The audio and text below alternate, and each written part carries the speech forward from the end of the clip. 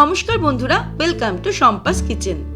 আজকে নিয়ে এসেছি খুব সহজে ছোট বা মাঝারি সাইজের চিংড়ি মাছ দিয়ে দারুণ টেস্টি মশলাদার চিংড়ি রেসিপি, যা দুর্গাপুজোর দিনগুলোতে একবার ট্রাই করলে পরিবারের সকলের পছন্দ হবে। কি করে সহজ উপায়ে তৈরি করব শুরু থেকে শেষ অবধি দেখতে থাকুন। আর এমনই দারুণ দারুণ রান্নার রেসিপি সহজ উপায়ে শেখার জন্য আজই শম্পাস কিচেন সাবস্ক্রাইব করে নিন, যা সম্পূর্ণ ফ্রি। আর অবশ্যই এই রেসিপিটা লাইক ও শেয়ার করে আমায় সাপোর্ট করতে ভুলবেন না। তাহলে চলুন শুরু করি। সবার প্রথমে নিয়ে নিয়েছি 300 গ্রাম চিংড়ি মাছ। মাছটাকে ভালো করে ধুয়ে নিয়েছি। এর মধ্যে দিয়ে দেব হাফ টিস্পুন নুন, হলুদ গুঁড়ো দিয়ে দিচ্ছি হাফ টিস্পুন,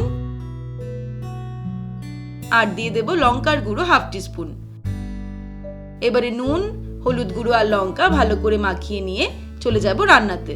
এবারে একটা কড়াই গরম করে তার মধ্যে নিয়ে নেব সরষের তেল। তেল গরম হয়ে গেলে ফ্লেমটাকে লোতে করে এর মধ্যে দিয়ে দেব কুচানো পেঁয়াজ। 3টে মাঝারি সাইজের পেঁয়াজ কুচিয়ে নিয়েছি, সেটা দিয়ে দিলাম। পেঁয়াজটাকে ফ্রাই করব লো ফ্লেমে 5 থেকে 6 মিনিট। পেঁয়াজ ভাজার সময় দিয়ে দিচ্ছি হাফ টিস্পুন পরিমাণে নুন, আর দিয়ে দেব হাফ টিস্পুন পরিমাণে চিনি। তারপর 5-6 মিনিট পেঁয়াজটাকে ফ্রাই করে নিয়ে ফিরে আসছি। 5-6 মিনিট পেঁয়াজটাকে ফ্রাই করে নিয়েছি লো ফ্লেমে। এবারে এর মধ্যে অ্যাড করে দেব আদা রসুন বাটা। 1 টেবিল স্পুন আদা রসুন বাটা দিয়ে দিলাম, তবে এর মধ্যে আদার ভাগটা বেশি আর রসুনের ভাগটা কম দিয়েছি। আদা রসুন দেওয়ার পরে আরো 2-3 মিনিট ফ্রাই করব মিডিয়াম টু লো ফ্লেমে। আদা রসুন দেওয়ার পরে 2-3 মিনিট ফ্রাই করে নিলাম। এবারে এর মধ্যে গুঁড়ো মশলা অ্যাড করব। দিয়ে দিচ্ছি জিরের গুঁড়ো 1 টিস্পুন, ধনের গুঁড়ো দিয়ে দেব 1 টিস্পুন, হলুদ গুঁড়ো হাফ টিস্পুন, লঙ্কার গুঁড়ো half teaspoon, Kashmiri red chilli powder দিয়ে দেব 1 টিস্পুন। এবারে অল্প জল অ্যাড করব আর মশলাটাকে ভালো করে কষিয়ে নেব।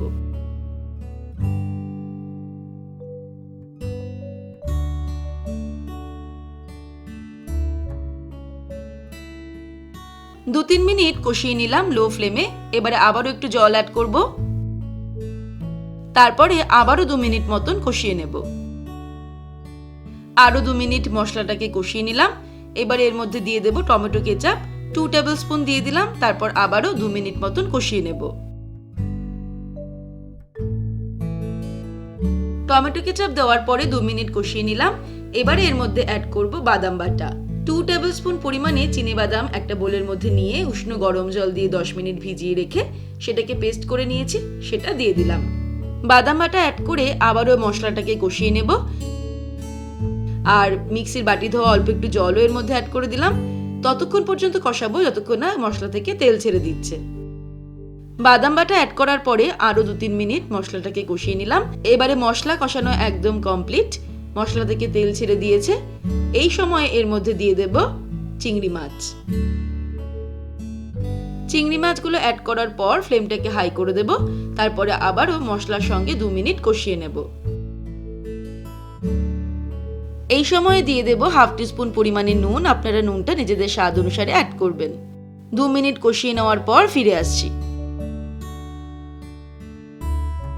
2 মিনিট কষিয়ে নেওয়ার পর এর মধ্যে অ্যাড করে দেব জল।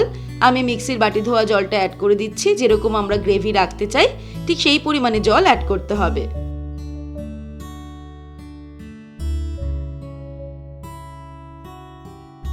জল অ্যাড করার পরে গ্রেভিটা যেই ফুটতে শুরু করবে তখন ফ্লেমটাকে একদম লোতে করে ঢাকা দিয়ে 5 মিনিট রান্না করব। 5 মিনিট পর ফিরে আসছি। 5 মিনিট হয়ে গেছে। ঢাকা খুলে এর মধ্যে অ্যাড করে দেব 1/4 টিস্পুন গরম মশলার গুঁড়ো, 4-5টা কাঁচা লঙ্কা দিয়ে দিলাম যেগুলো চিড়ে রেখেছিলাম আগে থেকেই, আর দিয়ে দিচ্ছি 1 মুঠো ধনেপাতা কুচি। এবারে সবকিছুকে মিক্স করে নেব। তারপর ফ্লেমটাকে হাইতে করে 1-2 মিনিট ফুটিয়ে নেব। এখন গ্রেভিটা বেশ খানিকটা পাতলা মনে হলেও যেহেতু এর মধ্যে বাদাম বাটা দেওয়া হয়েছে এটা কিন্তু পরে ঘন হয়ে যাবে। 2 মিনিট ফুটিয়ে নেওয়ার পর ওভেনটাকে অফ করে দেব। আর একটু ধনেপাতা ওপর দিয়ে ছড়িয়ে দিয়ে এটাকে ঢাকা দিয়ে রেখে দেব 5 মিনিট স্ট্যান্ড বাইতে। ব্যাস, তাহলেই তৈরি হয়ে যাবে খুব সহজে ছোট বা মাঝারি সাইজের চিংড়ি মাছ দিয়ে দারুণ টেস্টি মশলাদার চিংড়ি রেসিপি। এই চিংড়ি মাছের রেসিপি গরম গরম ভাত বা পোলাওয়ের সাথে জাস্ট ফাটাফাটি লাগে। এবারে আপনারাও এইভাবে একবার ট্রাই করে দেখুন। আশা রাখি যে কোনো অনুষ্ঠানে এই চিংড়ি মাছের রেসিপি সকলের মন জয় করে নেবে। আগামী দিনেও আরও দারুণ দারুণ দুর্গাপুজো স্পেশাল রেসিপি আসছে, তাই প্রতি সোম বুধ শুক্র দুপুর 3টেতে শম্পাস কিচেন দেখতে ভুলবেন না।